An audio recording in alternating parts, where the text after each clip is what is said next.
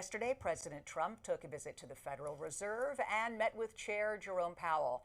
When speaking about ongoing Federal Reserve renovations, the two men disputed what all should be included in them. It was a little tense. So the 2.7 is now 3.1. I'm not aware of that. Yeah, it just came out. Yeah, I haven't heard that from anybody at the Fed.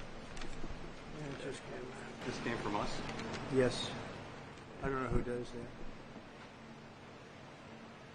You're including the Martin renovation. You just added. Yeah, you just added in a third building. Is what that is. That's a third building. Well, no, the but Martin building. it's a building that's being built. No, it was built 5 years ago. We finished Martin 5 years ago. It's part of the overall work.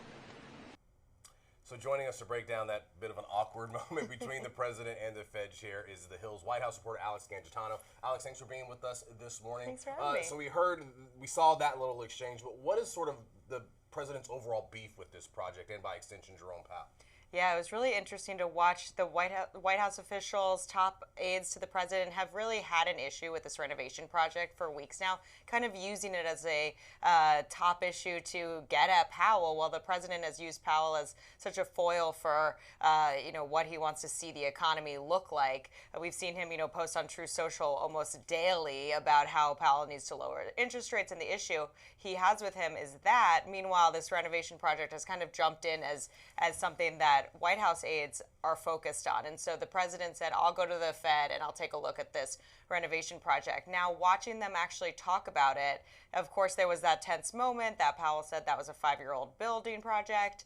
But then at the end of the meeting, the president said, there's really no tension. I'm backing off pressure for him to resign, and the real issue are interest rates, not this renovation project. And he did mention interest rates, didn't he? He did, a lot of times, as he does. It seems like we don't go a day without him mentioning interest rates, but he said again and again, that is the main issue I have with him.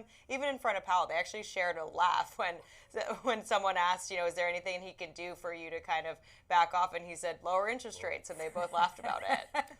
See, let's go ahead and listen to that, because I think it's really important for this conversation. No, I didn't think it was tense. No, I thought we had a good meeting. I think he's going to do the right thing. Everybody knows what the right thing is. Even people that believed in, the higher rates, they're all on board. They all want to see the interest rates come down. So, of course, folks are pointing to President Trump's beef with the renovation project as sort of the potential legal reason he can give for firing Jerome Powell, because ethically speaking, may not be allowed to.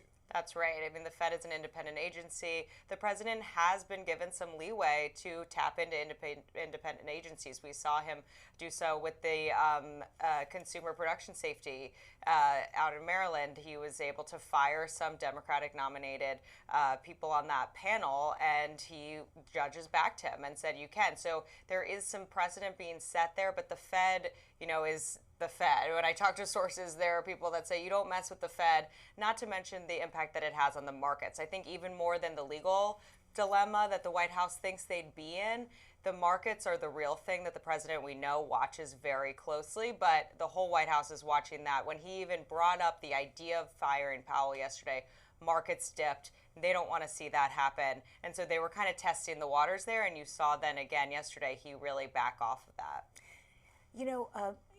It's curious who will replace Powell and how that could change the complexion of the Fed and world opinion of the Fed. Definitely. If it's somebody who the president has just hand-selected to be somebody to kind of bridge that gap between the Fed and the White House that we've seen in independence, we've seen a gap there. And if the president wants to basically make him a cabinet official, then how do we see that as, Americans? How do we see, are they seen on the global stage?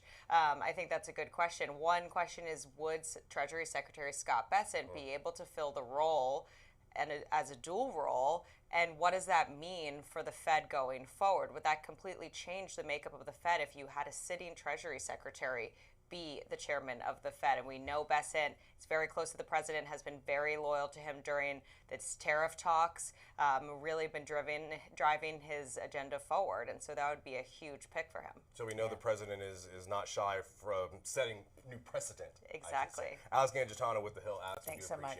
Thank you.